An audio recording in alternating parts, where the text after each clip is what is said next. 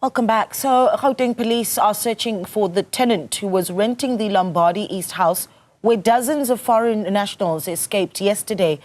Police believe the 50 Ethiopian nationals are victims of human trafficking. 32 of them are in custody and facing charges of illegal immigration. Now, this is the second incident of suspected human trafficking in the area after 15 Ethiopian nationals were rescued in January.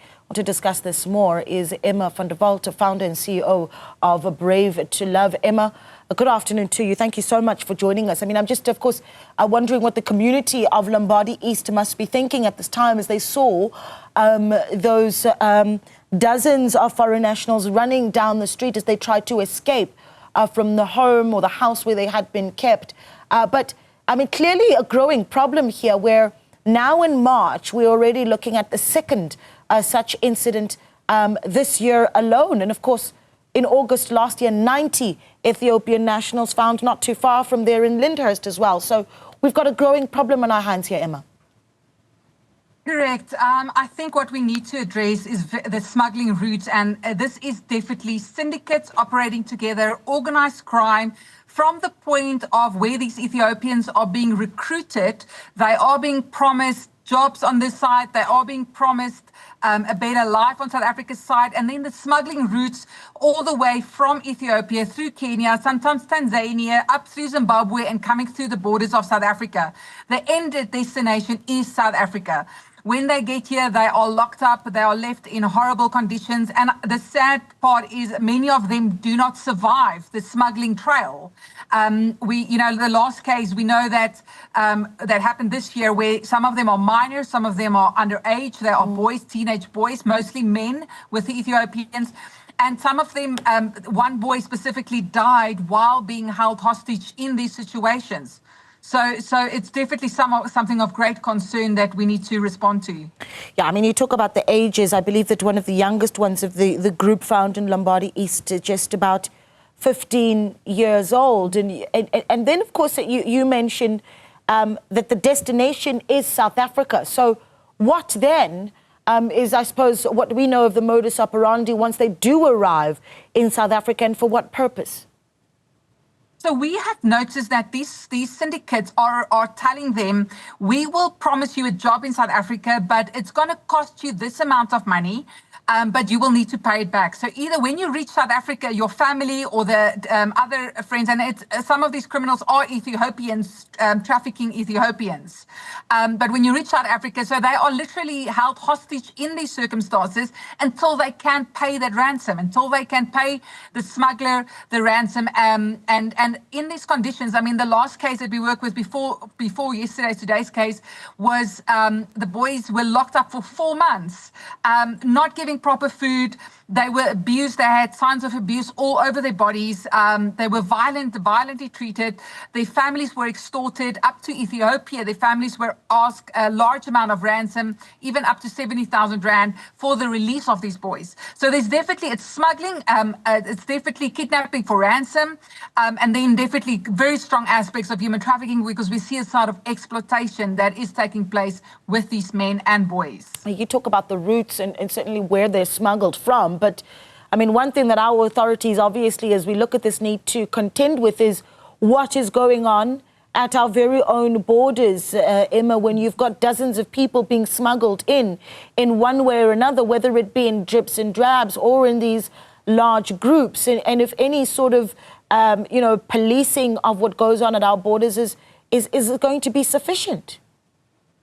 Yes, correct. And I think our border control is extremely important. The military's employment upon our borders is currently crucial, because we cannot at this point carry even the load in South Africa, because yes, there are South Africans being trafficked in South Africa, and many can be South African traffickers, but currently there's such a large influx of foreigners that are being trafficked, foreigners that are trafficking other foreigners. So it's not it's such a huge scale that it's literally our capacity won't be able to handle it. So we have very strong, we need to respond quite aggressively and faster to be able to handle, because it's like I said last time, we're getting to a humanitarian crisis where these Ethiopians, it's just a repetitive cycle carrying on. And these men and boys are victims. They're victims. And I don't know if we have the capacity and the resources to be able to really, but we have, the law is very clear that we have to respond in helping these victims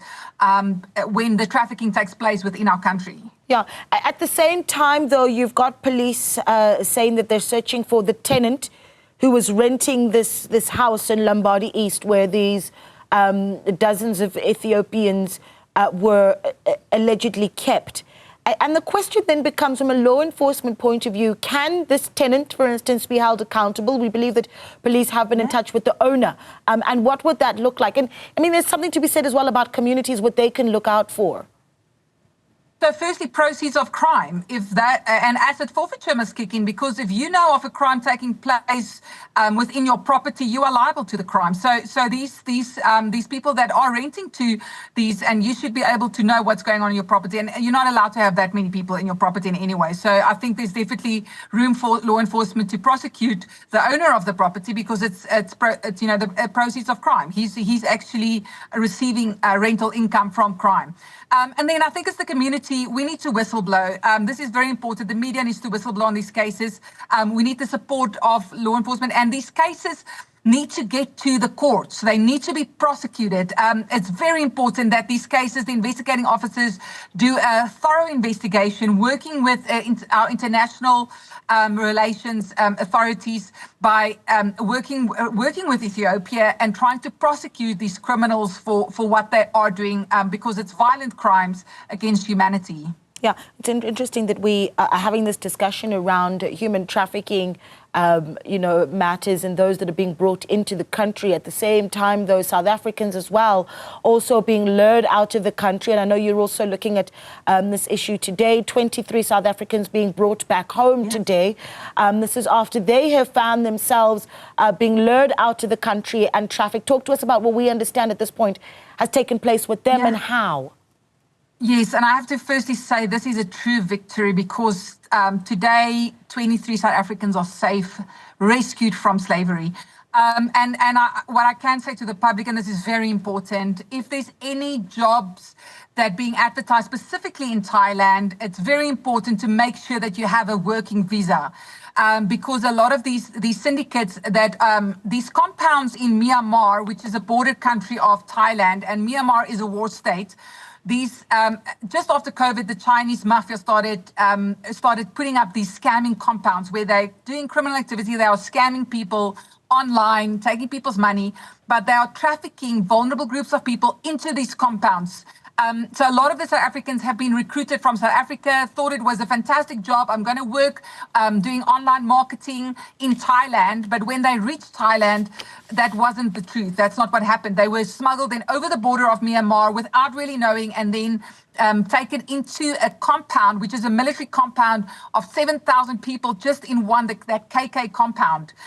There's many more others. So the Myanmar government has been putting focus on ending this. They have been raiding this specific compound where there were 7,000 victims, and 23 of the South Africans said, listen, we are victims of trafficking. Can you please help us get out? So yeah, I want to just commend South Africa, the MPA, DPCR Hawks, Immigration, Department of Social Development have been fantastic in the repatriation of these 23 South Africans. Yeah, and just as we, give you more details on those 23 South Africans that have made their way back home today, we believe that they are aged between 18 and 35 years old, recruited via the promises of job opportunities on job sites as well as on social media.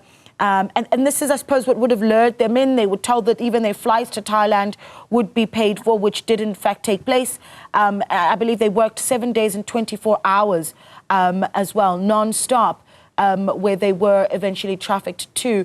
There's something to be said about these job posts that are seen, whether it be in South Africa or in other parts of the continent. We talk about Ethiopians also being lured to South Africa under the pretense of finding work. I mean, how does one decipher what is legitimate and what is not? That is how people fall for the trap. So firstly, I think what the MPA is asking me to voice on is specifically on getting a work permit. So you don't go to Thailand if you don't have a work permit, because the Thai government can actually pick up these. And when you do go to another country, inform your embassy, inform DIRCO that you will be in that country. The human traffic hotline offers a service where you can verify these jobs. So if you're going overseas or abroad, or even in South Africa, and you are unsure, phone the human traffic hotline and then ask them to help with the verification process of these jobs before just taking and thinking it's an escape out of poverty, because many times you find yourself trapped into slavery. Yeah. Do you have that number for us, the human trafficking hotline? Yes. Yeah. Yes, it's 0800 222 777. 0800 222 777. Yeah, very important to verify so that we're able to ensure that we keep everyone safe out there as well. What's the next step with the 23 that have been brought back home? Yes, I think it's very important. DPCI is very hands-on on this case. The MPA has mentioned that Thailand will be prosecuting the traffickers and going forward with that. So we will see South Africa's bet. But yeah, so we have, they're busy following the Human Traffic Act and the SOP standard operating procedures in making sure the victims, Department of Social Development has been hands-on, making sure the victims are taken care of. Brave to Love from our side, we've sponsored some resources towards a lot of these people are walking away, coming back to South Africa with nothing, with not even groceries. So we've been trying to assist a little bit on their basic needs, offering them skills development, counseling, whatever's needed. But Department of Social Development is also on it. We're working hands on hand with them to see what counseling and support we can provide them. And hopefully we can do awareness campaigns within South Africa by warning South Africans not to just take overseas jobs, making sure that you are safe whenever you leave the country. Yeah, and perhaps you can talk to us about what state they're in as they come home. Were you able to see any health sort of concerns there? Yes, we can't really speak regarding the victim's health because it is confidential, but we definitely first approach is making sure that they're medically taken care of. I think that's the first step, is making sure that a lot of times, just out of my experience with working with victims of trafficking, is it's traumatizing. It's been, some of them have been there for 7 months, sometimes longer. It's culture shock. It's been under those conditions. I think what's beautiful for me, the one victim just said to me, I haven't seen grass for 7 months. And the victim was just crying because they could put their hands on South African grass because the compound doesn't have grass or green or anything. And it was just the pure humanity of enjoying grass. So we don't always understand what they go through in such a slavery situation. Yeah, the things that we take for granted. Thank you so much for speaking to us, Emma. We really do appreciate it. Emma van der Walt, there's the founder of Brave to Love, speaking to us.